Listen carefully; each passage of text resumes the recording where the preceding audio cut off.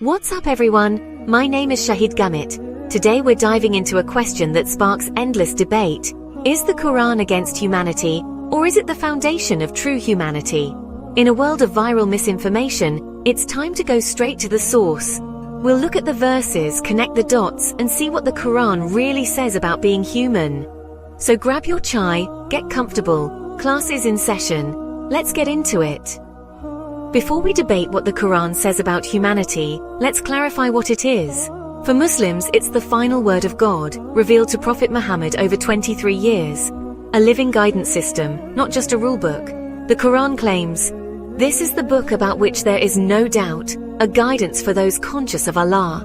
It's a blueprint for life, covering everything from faith to daily ethics."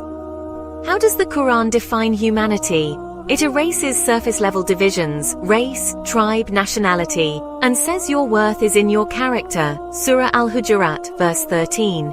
O mankind, we created you from male and female and made you peoples and tribes that you may know one another. The most noble of you is the most righteous. Diversity is for discovery, not division. True humanity, in the Quran, is about righteousness, not bloodline or status. It's a radical, universal vision. The Quran is often accused of promoting violence, but context matters. Verses about fighting are about self-defense and justice, not aggression. Surah Al-Anfal, verse 61. If they incline to peace, then incline to it.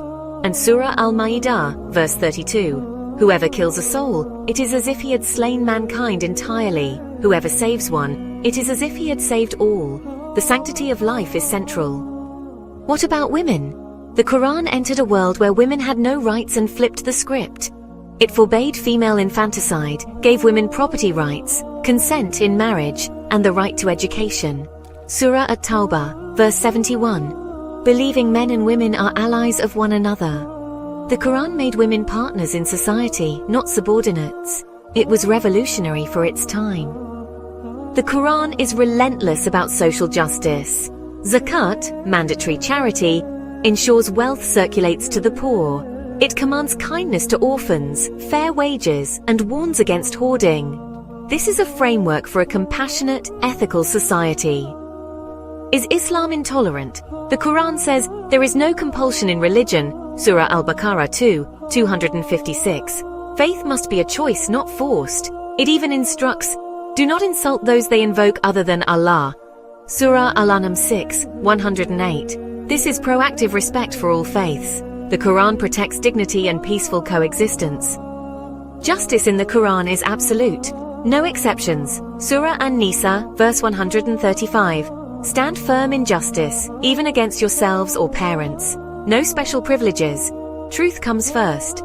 Justice is a divine value, holding everyone equally accountable. It's a standard that demands integrity above all.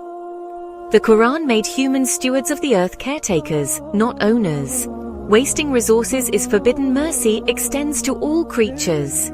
Even kindness to animals is an act of worship. Nature is a trust to be preserved with gratitude and balance. Let's compare. The Universal Declaration of Human Rights versus the Quran. Right to life, justice, property, religious freedom, social security. The Quran checks every box centuries before the UN. These weren't just ideals, they were implemented in the first Islamic society. The Quran laid the groundwork for rights-based civilization. Its principles are timeless. The Quran is more than rules, it's a manual for the soul.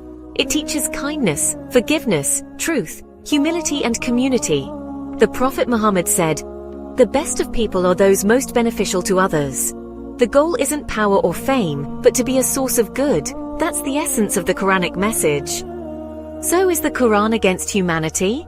Absolutely not.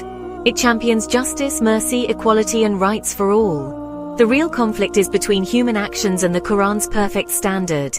The Quran calls us to heal, uplift, and beautify the world. Don't judge it by headlines. Read it, live it, and discover its soul. Thanks for watching. Peace be upon you.